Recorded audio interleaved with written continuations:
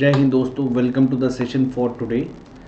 We are going to discuss the ABHYAS series in which we are going to discuss the previous year questions which have been asked by UPSC in CDS paper, NDA paper और CAPF के paper में जो questions पूछे गए हैं UPSC द्वारा उन questions को डिस्कस करेंगे इस सेशन में। और आज का जो टॉपिक है वो DPSP है। ये एक ऐसा टॉपिक है which is very easy, which can be easily done. मैंने इस पे वंदे मातरम सीरीज में DPSP को समझाया, उसको ज़रूर चेक करिएगा, आपको काफ़ी अच्छी क्लैरिटी मिलेगी क्योंकि ये टॉपिक बार बार UPSC पूछ रहा आपके एग्जामिनेशन में। आइए ज़रा पहला क्वेश्चन देखिए, इनमें से कौन सा DPSP है जो 42nd अमेंडमेंट के साथ ऐड हुआ था। Number 1, state shall minimise inequalities in income, equal justice and free legal aid, promotion of cooperative societies, provision for early childhood care. मैं सारे के सारे आपको समझाऊंगा और ये मैंने अमेंडमेंट में आपको बताया भी था, ये याद रखने हैं। ये जो फ्री लीगल एड वाला ये आंसर इसका होना चाहिए था। 42nd अमेंडमेंट से आर्टिकल 39A में ऐड किया गया।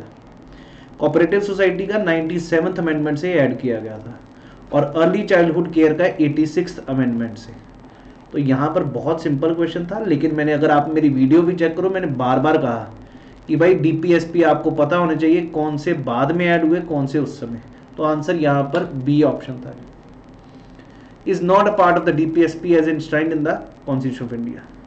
इनमें से कौन सा DPSP नहीं है NDA 2018-2 में? Promotion of equal justice and free legal aid, ये है जी। Promotion of monuments, protection of monuments place in the object of national importance, ये भी है। Protection of personal law, separation of judiciary, answer C option है। और other इनके articles भी आपको याद होंगे, 39A, ये 49 है और ये 50 है, ये कोई है ही नहीं। तो सी ऑप्शन इसका आंसर होना चाहिए था। Next one, constitution of India makes a specific mention of Panchayati village panchayat. NDA में सीधा आर्टिकल पूछा, आर्टिकल 40 है जी, गांधीयन प्रिंसिपल में हमने डिस्कस किया। Simple question. 46 of the constitution refers to the promotion of education and economic interest of scheduled caste and scheduled tribes and other weaker sections, B option. बहुत simple question था ये भी, और NDA में बार बार UPSC DPSP के पीछे पड़ा हुआ है। नॉर्मली एक नॉर्मल स्टूडेंट को DPSP मुश्किल लगते हैं। जो भी भाई बंधु तैयारी कर रहा वो एक बार ज़रूर इस वीडियो को चेक करे। वंदे मातरम सीरीज में मैंने डिस्कस किया DPSP, बहुत आसानी से आपको याद हो जाएंगे आर्टिकल्स भी और सारी चीज़ें। नेक्स्ट वन, फंडामेंटल राइट और DPSP together are called as conscience of the constitution, बिल्कुल ठीक है जी। Are in nature of directives of to all governments of the country, central, state as well as local. Centre state का तो ठीक है जी, बिल्कुल ये भी ठीक है। Supreme court has held that fundamental right are distinct scheme and can override the fundamental duties. ये स्टेटमेंट अपने को ठीक नहीं लग रही। इनमें से पूछा कौन से करेक्ट है, 1 और 2 इज द परफेक्ट आंसर, क्योंकि सुप्रीम कोर्ट ने तो बाद में ये कह दिया कि ये दोनों एक कार्ट के व्हील्स हैं जो हमेशा पैरेलल चलने चाहिए। There should not be overlapping of one over the other and other over the this one. Next one, DPSP कहाँ से लिए गए? आयरलैंड से, बिल्कुल ठीक है। 97th अमेंडमेंट से 43B में state shall endeavour to promote voluntary formation of cooperative society, बिल्कुल ठीक है जी। ये दोनों आर्टिकल्स बिल्कुल ठीक है, बोथ सी ऑप्शन। और मैं ये बिल्कुल फिर से कहना चाहूँगा, NDA के क्वेश्चन कई गुना अच्छे हैं DPSP से जो पूछे गए हैं। Under which article DPSP proposes separation of the power judiciary from executive, article 50 से याद करना, आधा आधा करना, जुडिशरी और एग्जीक्यूटिव को अलग अलग करना। करेक्ट डिस्क्रिप्शन ऑफ DPSP, ये CDS 2009-2 में, non enforceable by courts, that is to have a political sanction, declaration of objective for the state election, promote equal, promise equal and equal health for all.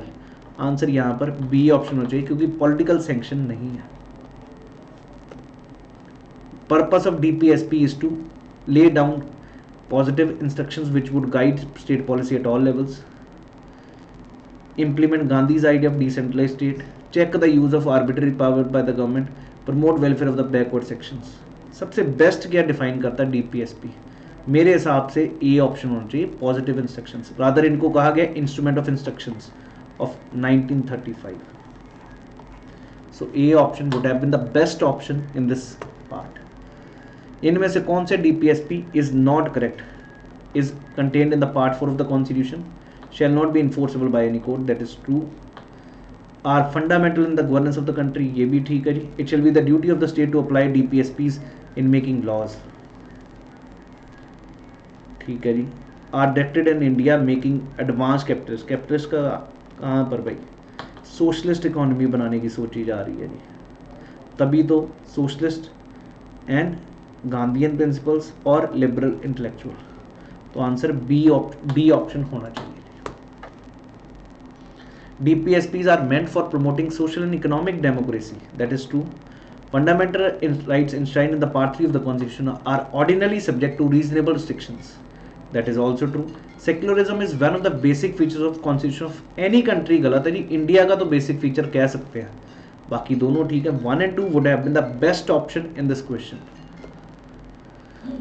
Next है जी serious 2012-2 का, ये मेरे को question अभी तक नहीं इनका समझ आया। सोशलिस्ट जो प्रेम्बल में वर्ड दिया is to be read with 39D, enable the court to uphold the constitutionality of nationalism laws, would enable the court to strike down a statute which failed to achieve the socialist goal of the fullest extent, would enable the court to ensure freedom granted under article and enable the court to reduce inequality in income and status.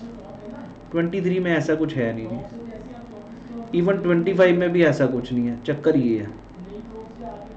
और article 14, ये एक बारी मेरे को जरूर check करके बताइएगा क्या आंसर होना चाहिए और इसका रीजन बताइएगा कमेंट सेक्शन में, मेरे लिए ये थोड़ा सा कठिन है इस समय जवाब देना। Next, article 40 provides the state to organise village panchayats and endow them with special powers and authority as may be necessary to function, बिल्कुल ठीक है जी। 73 and 74 inserted Part 9A in the Constitution, and provisions in Part 9 and Part 9A of the Constitution are more or less parallel and analogous, is applicable to all states irrespective. ये गलत है जी, सभी states तक applicable नहीं है। 1, 2 and 3 ठीक होना चाहिए। B option is the right answer in this question. The idea of common civil code is set forth in Article 44 of the Constitution. In certain respects, high courts in India have been given more extensive power than the High Court. Supreme Court of India, the first fully independent court for the country, was set up under the Constitution of India in 1950. तो मेरे दोस्त यहाँ पर आपको पूछा कौन सा correct है। Have been given more extensive power like legal rights के केस में, पर मेरे को एग्जैक्टली नहीं पता कि यार हाई कोर्ट की ज़्यादा पावर है या नहीं, तो मैं आंसर ए के साथ, सी के साथ जाना चाहूँगा। Please do check out this question and then answer me this question है। Next one, 46 of the constitution provide for free legal aid to the scheduled caste and scheduled tribes. Free legal aid की बात नहीं की, वो 39A में बात की और वो किसी को भी है। 46 में कहा गया educational and economic interest of the scheduled caste and scheduled tribe, provide for equality before law, बिल्कुल ठीक है जी। तो only 2 could have been the right answer, B option should have been the right answer in this question. Promotion of international peace and security in the country, article 51 है जी DPSP में, तो B option होना चाहिए। DPSP spell out social economic democracy, बिल्कुल ठीक है जी। Contain are not enforceable by any court, बिल्कुल ठीक है। Both of these statements are perfectly right. The idea of welfare state in the constitution is inscribed in DPSP, आपने पढ़ा ही है आर्टिकल 39 में DPSP में क्लियर कट लिखा हुआ, we need to make it as a welfare state in the country. Next question, which was added by 42nd amendment, अभी आपने ये पढ़ा था question, equal pay for equal work for both women and men, participation of workers in the management of industries, ये आपको याद होगा 43 में डाला गया था जी। Securing living wage and human condition of work to workers, ये ऑलरेडी है। राइट टू वर्क भी आपका आर्टिकल 41 में है। तो दोस्त इसका आंसर बिल्कुल बी ऑप्शन होना चाहिए जी। 43A ऐड किया गया था, participation of workers in the management of industries. तो दोस्त आपने, मैंने पहले भी आपको क्लास में, अगर आप मेरी रिकॉर्डिंग देखेंगे वंदे मातरम सीरीज में, मैंने बताया था 42nd amendment, 44th amendment, 86th और 97th, इनसे जो जो ऐड हुए, कहाँ कहाँ पर DPSP में ऐड हुए, ये आपने चेक करना ही करना, क्योंकि यहाँ से क्वेश्चन बनता ही बनता आपके CAPF के पेपर में, CDS के पेपर में या किसी भी पेपर में। तो ये थे जी क्वेश्चंस जो आज मैंने आप लोगों के साथ DPSP के डिस्कस किए। बहुत बारी स्टूडेंट्स को प्रॉब्लम क्या होती है, they don't know what type of questions are coming from this topic. अब आपको समझ आ गया कैसे क्वेश्चंस पूछे जा सकते हैं आपको, और इस प्रकार आप DPSP को पढ़ोगे और पूरी तरह आप अच्छे से आंसर कर पाएंगे। अगर आपको ये वीडियोस अच्छी लग रही हैं, do hit like button and do subscribe the channel and share it as much as possible for all those people who are targeting NDA paper, CDS paper and CAPF paper. We are ready for your suggestions also. Do give us suggestions how we can help you people in clearing up your things for CDS paper. Thank you. Jai Hind.